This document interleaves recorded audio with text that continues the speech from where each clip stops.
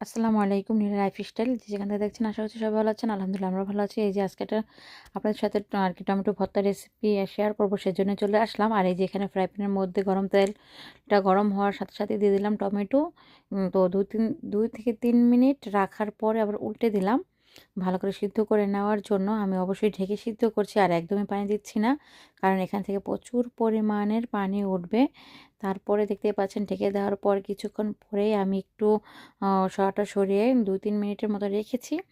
তারপরে এই যে দেখেন এখানে দিয়ে দিলাম অনেক পরিমাণ বেশি করে কাঁচামরিচ আর বেশি করে রসুন। এগুলো ভেজে নেওয়ার পরে এখানে দেখেন আমি দিয়ে দিচ্ছি সরিষার তেল আর বেশি করে ধনেপাতা আর পেঁয়াজ কুচি।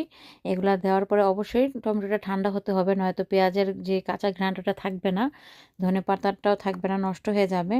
আর এই যে আমি এখানে কিন্তু ভালো করে অবশ্যই লবণ দিতে হবে, ভালো করে মতে এই যে ভর্তাটা বানিয়ে নিয়েছি দেখেন অসাধারণ। আপনারা কিন্তু মিস করবেন না, একবার হলো বানিয়ে খাবেন, একবার বানালে বারবার খেতে ইচ্ছে করবে।